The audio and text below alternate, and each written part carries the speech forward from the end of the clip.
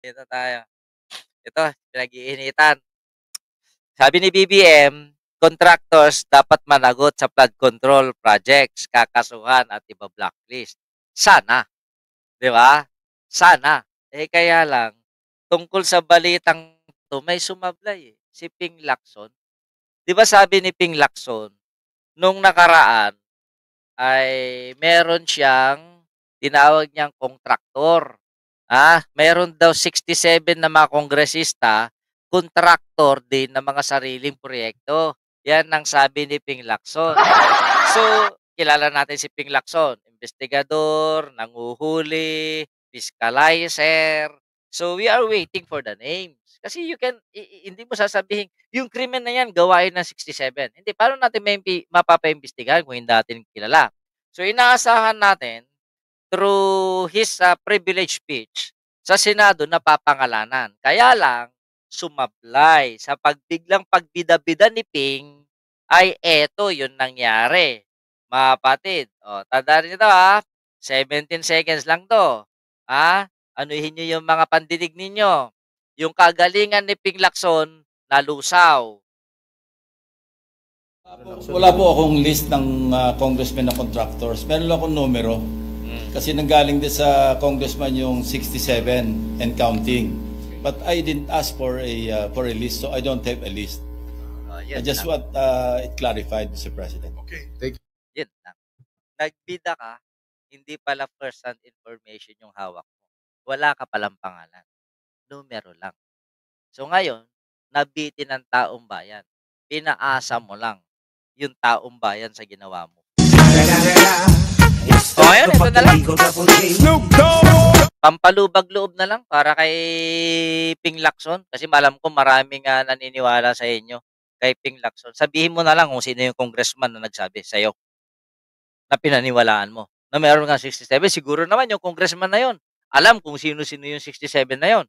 Kasi hindi ka naman pwede magbilang ng paturo-turo lang eh. Di ba?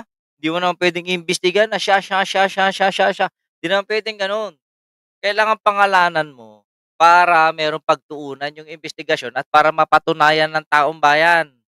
Wala ka rin pinagkaiba kay Digong. Pinangalanan yung mga drug addict involved sa drug na mga politiko. Pero kamalaunan, wala din naman. Gago pala tong si Ping. Anong ginagawa ni Ping Lacson? Ginagago tayo? Yun lang. Sablay ang putik.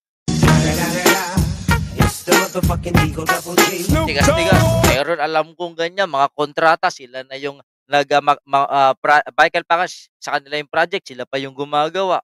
Dapat, kung alam mo yung project, alam mo yung taong nag-i-implement. Ngayon, wala daw siyang pangalan.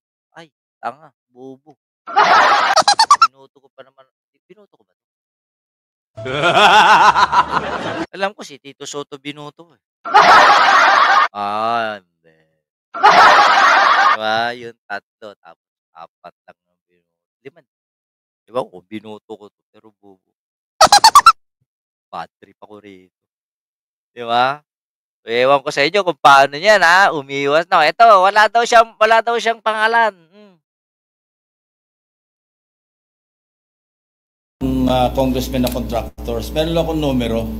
Kasi nanggaling din sa congressman yung 67 and counting. But I didn't ask for a list, so I don't have a list. I just want it clarified, Mr. President. Okay, thank you. Ibig sabihin, gumawa ka lang ng chismis sa Senado gamit ang posisyon mo.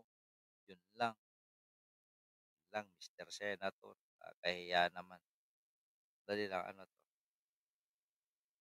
What is this? Yaman umano sa pwesto.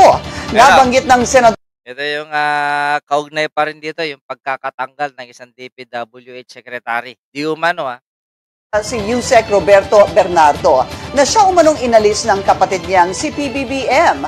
Nangyari ito sa privilege speech ni Senate President Pro Tempore Jinggoy Estrada kaugnay ng bumagsak na tulay sa Kabagan, Isabela, kamakailan.